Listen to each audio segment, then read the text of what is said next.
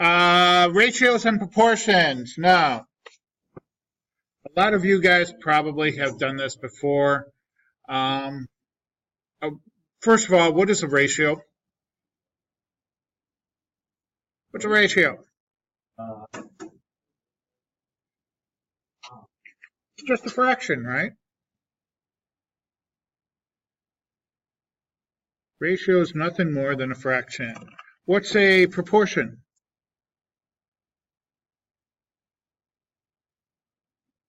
It's two ratios that equal each other. Two ratios that equal each other.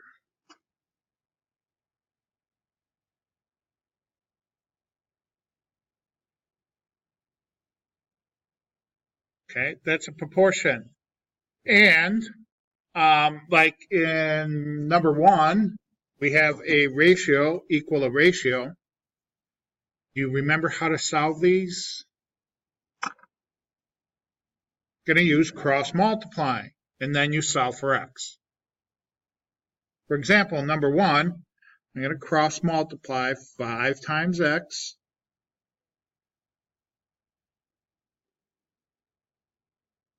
and then I'm going to cross multiply 10 times 12.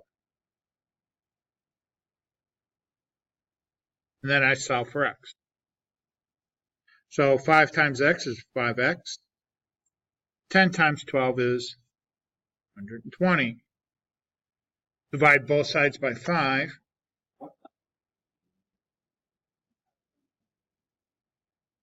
And I get x equals,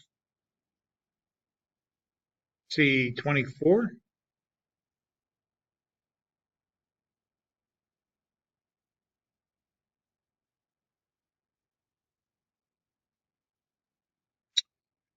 Let's do number 2.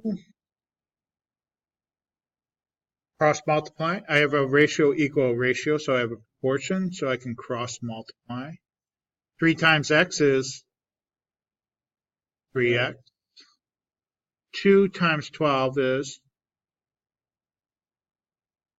24.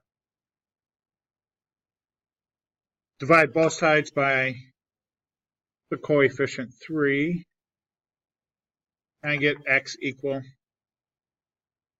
8.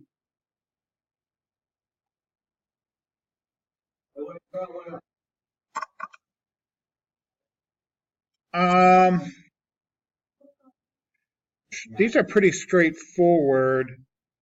There are different ways to represent proportions. Here we have the equal sign. We could also use the colon sign. 3 colon n is nothing more than 3 divided by n equals 7 colon 11 is 7 divided by 11. And solve it the same way. Cross multiply 7 times n, 7n. And then 3 times 11 is 33. Then I'm going to divide both sides by 7. And it's okay to leave this as a fraction. If you want to put it as a decimal,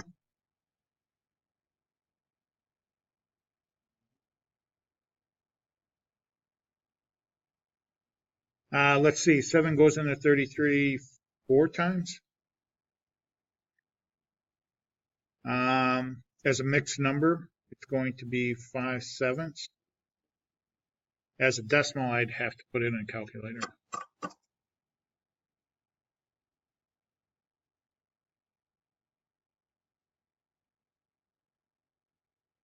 Same thing with number 14, another way of saying it. 144, 218, the word 2 is also just a division symbol. So 144, 218 equals 32, 2a. Same thing, cross multiply and solve. 144 times a,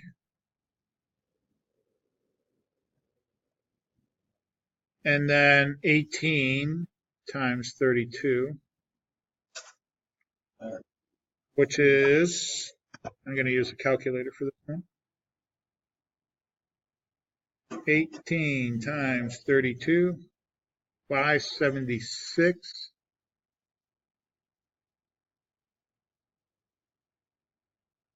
And then I'm going to divide by 144.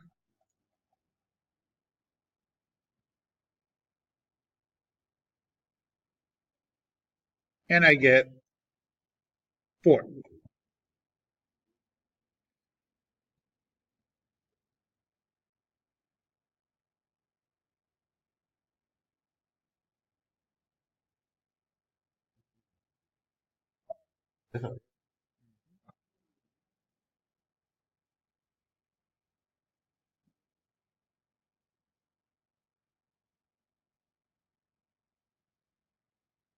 All right, let's see if there's any other.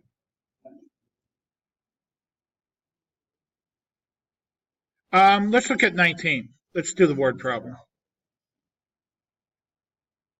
Okay, in a quality control test, a tester found that 3 integrated circuits out of a random sample of 50. So I had 3 out of 50 were defective. Suppose a factory produces 3450.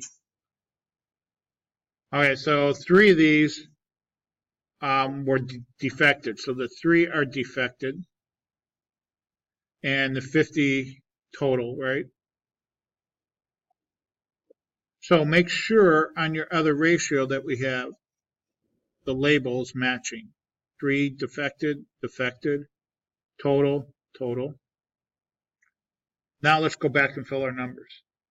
Suppose a factory produces 3450. What's that? It's our total parts, right?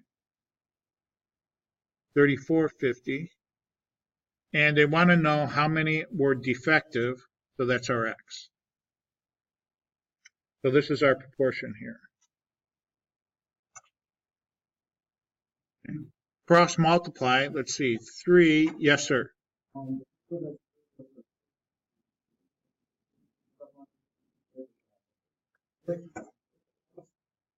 They're all for completion points, yes. So 3 times 3450, see 0. 3 times 5 is 15, carry the 1. 3 times 4 is 12, 13, carry the 1. 3 times 3 is 9, plus 1 is 10. And then 50 times x. Back in pre-algebra, I think they used to call this a butterfly. Probably how you were taught proportions. So 50 times x. All I have to do is divide both sides by the coefficient 50. So 10, 350 divided by 50. 207 defective parts.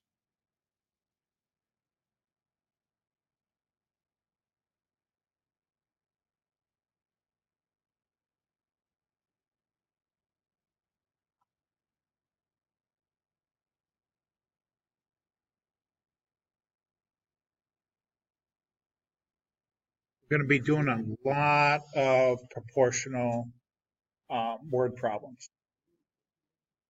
A book. Do you want a book? Usually I just print out the book pages for. Yeah, I can. I'll get you the pages.